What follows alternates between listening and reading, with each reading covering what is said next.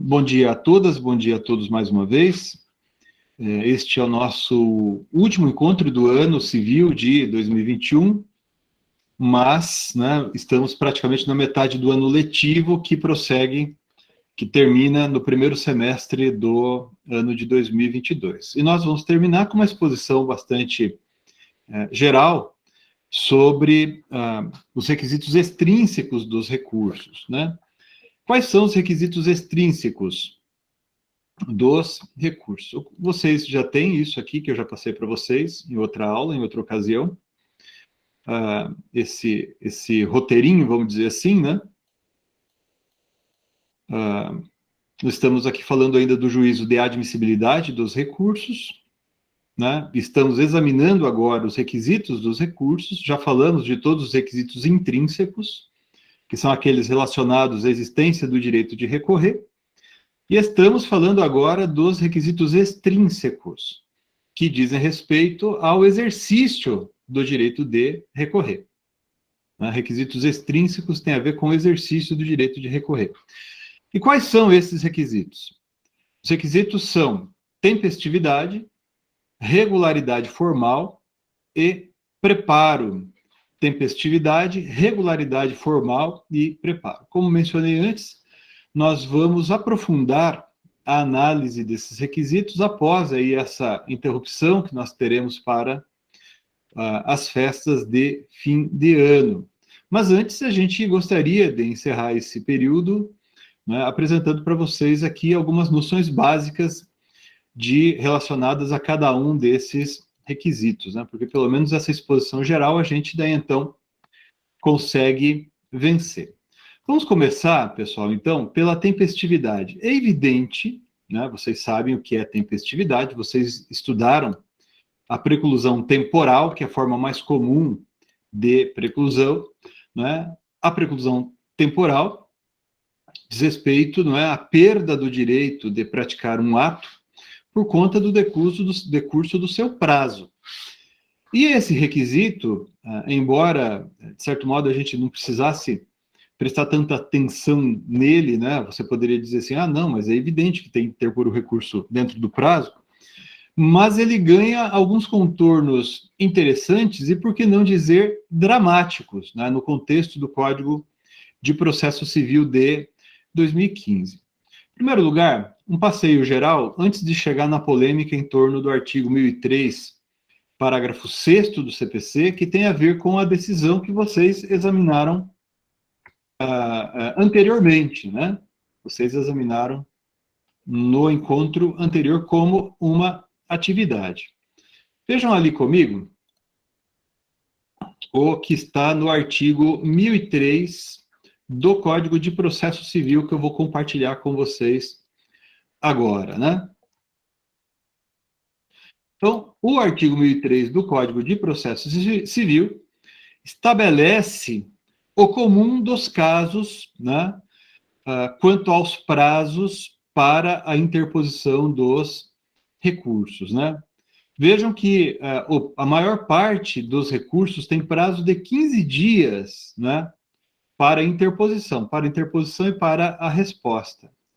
O Código coloca como exceção o recurso de embargos de declaração, né? O recurso de embargos de declaração tem seu prazo previsto no artigo 1023 do Código de Processo Civil, e estabelece esse artigo que o prazo para a interposição dos embargos de declaração é de 5 dias, né? Vocês se lembram, já falamos disso, né? Os embargos de declaração, eles interrompem o prazo para a interposição de outros recursos por quaisquer das partes, né? Nós já comentamos isso em ocasiões anteriores em que tratamos da natureza da decisão que julga os embargos de declaração, né? Então, o prazo tem início com a ciência das partes, né? Que se dá ali com a intimação, é o que está no artigo 1003, caput do Código de Processo Civil, né? Se as partes tiverem tido ciência do ato na audiência, o prazo vai ser contado a partir de então, nos termos, né, do parágrafo 1º desse dispositivo. E a contagem dos prazos, a gente não vai ficar aqui voltando ao que vocês já estudaram, mas observa o quanto está disposto ali na parte geral do Código de Processo Civil, né? Artigo 231, que está ali na parte geral, né? Assim também, critérios como, por exemplo, o que prevê o Código de Processo Civil no artigo 218, parágrafo 4º, que estabelece que não se considera intempestivo o ato praticado antes do início do prazo, né? Isso é uma coisa interessante, porque no contexto do Código revogado, havia aqueles que entendiam, né, que o ato praticado antes do início do prazo seria intempestivo. Então, a tempestividade ocorreria se você praticasse o ato, sei lá, entre o dia 10 e o dia 15. Se você apresentasse a petição, sei lá, no dia 8, seria intempestivo também, né? Ou seja, a intempestividade não seria, não decorreria da prática posterior ao término, né, mas a intempestividade decorreria da prática do ato fora de um determinado período, ainda que praticado antes. Isso era um absurdo, né? A gente sempre criticou esse modo de pensar, e, felizmente, né, essa regra foi incorporada no Código de Processo Civil de 2015. Um ponto interessante, que também já falamos quando a gente tratava do conceito de recurso, né, à luz do princípio da legalidade, o pedido de reconsideração, pessoal, que é uma prática, né, a apresentação de pedido de reconsideração é uma prática relativamente comum, né, não interrompe nem suspende o prazo para interposição de recurso. Então, não raro a gente vê os colegas advogados aí apresentando uma petição a título de pedido de reconsideração, e o comum dos casos, né, a resposta, como regra, acaba sendo ali, mantenha a decisão por seus próprios fundamentos, né? Essa manifestação que mantém a decisão anterior por seus próprios fundamentos não é uma nova decisão, e o pedido de reconsideração não interrompe nem suspende o prazo para interposição do recurso. Tem outras disposições que estão ali na parte geral do Código, que a gente sempre recomenda atenção, como a que está ali no artigo 229, relacionado à contagem de prazo em dobro, não é? E outras disposições, como a que está ali no artigo 272, que trata da nulidade da intimação, não é? E o modo como se deve proceder nesse caso. Enfim, disposições que estão ali na parte geral do Código de Processo Civil, que eu remeto a vocês ali a esses dispositivos. A gente vai focar aqui nos pontos relacionados aos recursos em si mesmos considerados. E, para tanto, eu gostaria de passar logo ao tema, que é o tema, talvez o tema mais polêmico, né, relacionado à tempestividade dos recursos, que decorre da interpretação do parágrafo 6º do artigo 1003 do Código de Processo Civil. Então, vejam que está ali no parágrafo 6º. O parágrafo 6º dispõe que o recorrente comprovará a ocorrência de feriado local no ato de interposição do recurso. O recorrente comprovará a ocorrência de feriado local no ato de interposição do recurso. Ok. Pergunto a vocês, e se o recorrente praticar o ato dentro do prazo, né, se nós contabilizarmos o feriado local, mas ele não comprovar isso no ato de interposição do recurso? Então, imagine o seguinte, que em razão do feriado local, o prazo ele não vence no dia 9, mas vence no dia 10. Então, se a parte praticar o ato no dia 10, o ato é tempestivo. Então, por exemplo, protocolo minha apelação no dia 10, porque houve ali um feriado no meio do prazo, e como no contexto do Código de Processo Civil de 2015, só se contam os dias úteis, né? Então, na contagem do prazo, a gente vai considerar apenas os dias úteis, então o feriado local, ele não vai ser contado. Então, o meu prazo para eu protocolar a minha petição de apelação vence no dia 10, por exemplo. Se não houvesse o tal do feriado local, o meu prazo teria se vencido no dia 9. Mas eu, advogado, contei o feriado local. E fui lá e protocolei o meu recurso no dia 10. Né? No dia 10. Mas eu não fiz a comprovação do feriado local no ato da interposição do recurso. E agora? O que é que acontece?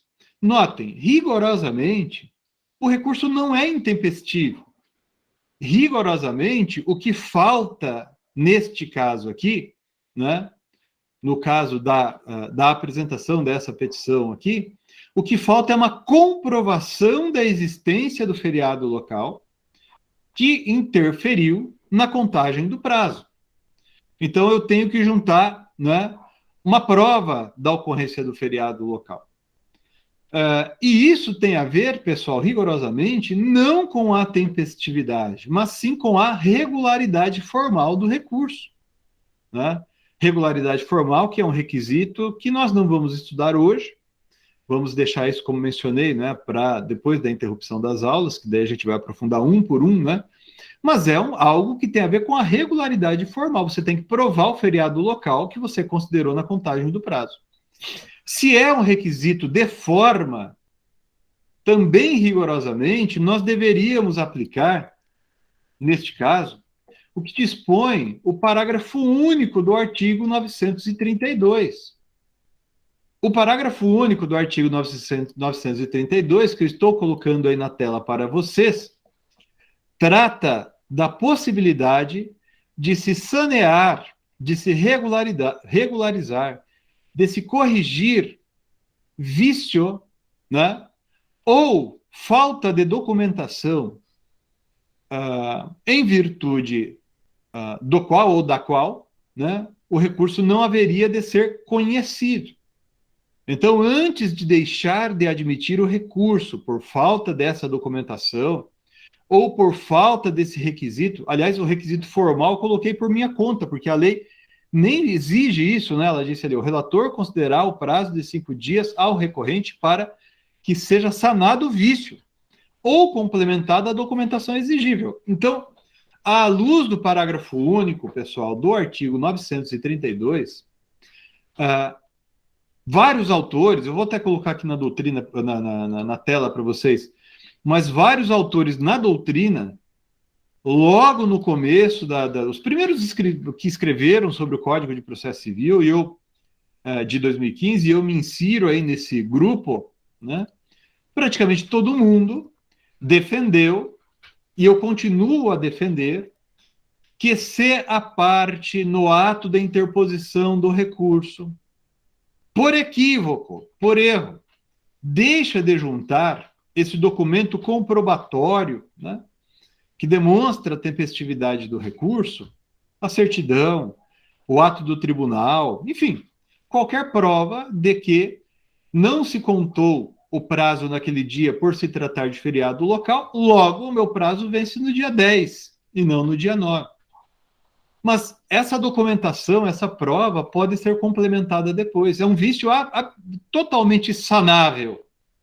Por isso, né, autores como eu e outros tantos, né, defenderam aí no começo da vigência do Código de Processo Civil, né, que, na hipótese, se deve, né, permitir à parte que ela complemente o recurso. Então, o relator, né, e isso vale para o relator e vale para a turma, para o órgão colegiado também, antes de não conhecer do recurso em razão da ausência dessa prova, o que é que ele deve fazer? Ele deveria, né, fazer, intimar a parte para que ela demonstrasse a ocorrência do feriado local.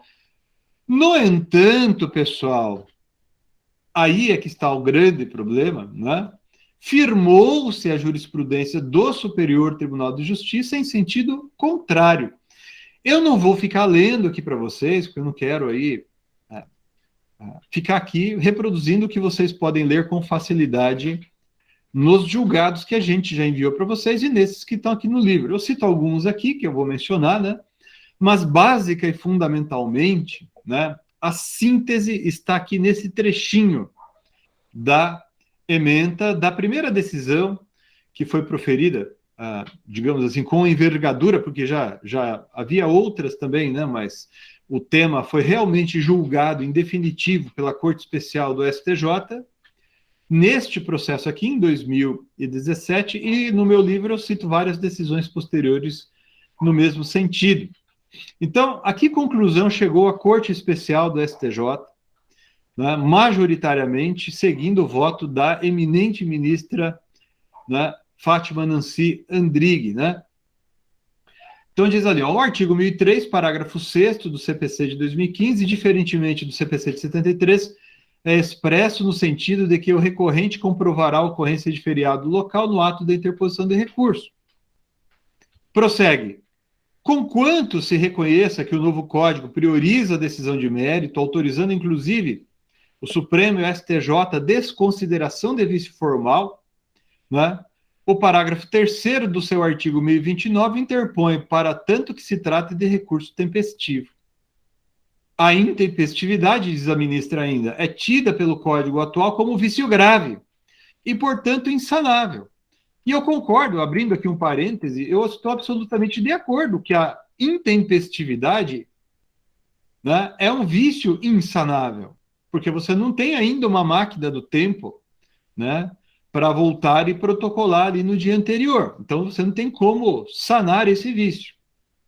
Daí prossegue agora a ministra. Daí por que não se aplica à espécie o disposto no parágrafo único do artigo 932 do CPC de 2015, reservado às hipóteses de vícios sanáveis.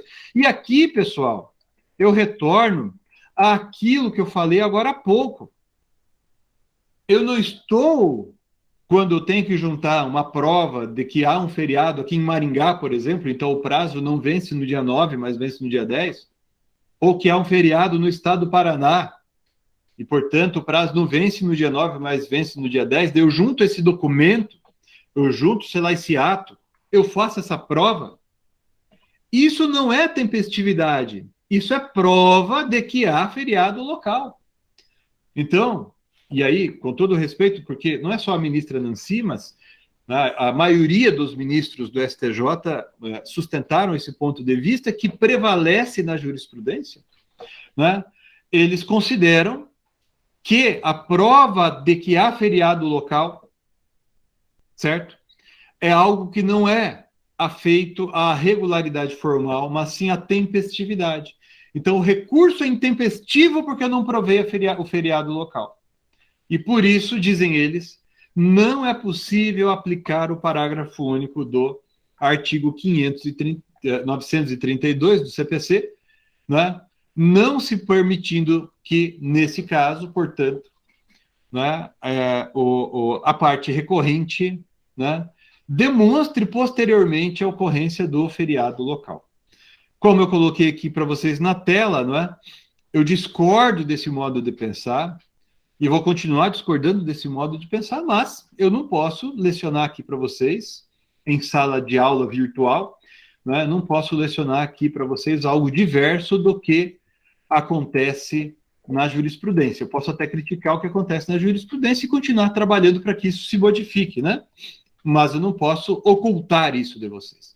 Os outros dois recursos, pessoal, que a gente vai, os dois requisitos que a gente vai apenas pontuar aqui, mas esses vão ficar para ano que vem, ano de 2022, uma análise mais cuidadosa, são a regularidade formal e o preparo. Ora, o preparo é o recolhimento, né, das custas, né, relacionadas ao recurso. Inclusive porte de remessa, enfim, todas as despesas processuais relacionadas aos recursos, inclusive porte de remessa e de retorno. A regra geral está ali no artigo 1007 do Código de Processo Civil, e a gente vai estudar também outras peculiaridades nas aulas vindouras, tá? E o requisito que vai nos o requisito que vai nos tomar mais tempo será a regularidade formal. Ali a gente vai estudar como elaborar uma petição de recurso, né? A gente vai examinar aspectos relacionados não à mera formalidade, mas à razão de ser desse modo de elaboração, né? Vamos pegar alguns exemplos, vamos falar da dialeticidade recursal, e falar do modo de elaboração de cada uma das petições. Né? Então, regularidade formal não é formalidade nem formalismo bobo ou exacerbado. Né? É uma técnica de trabalho mesmo, né? De convencimento, de argumentação. Né? É algo com que a gente tem que projetar que será, digamos assim, estampado no julgamento do recurso. Então, é um requisito relevantíssimo e merecerá atenção cuidadosa nas próximas aulas, né? Com isso, pessoal, eu vou encerrar a parte expositiva deste nosso último encontro de 2021. Gente, é isso, obrigado. Espero que vocês tenham um Natal abençoado, que entrem o ano de 2022 aí com muita paz, muita alegria. Um abraço para vocês, um abraço para seus familiares, né, amigas e amigos. Deus abençoe vocês com paz e saúde e até a próxima. E daí a gente vai falando de como vão ser as aulas, a gente vai se comunicando aí. Abração, gente. Deus abençoe vocês. Tchau, tchau.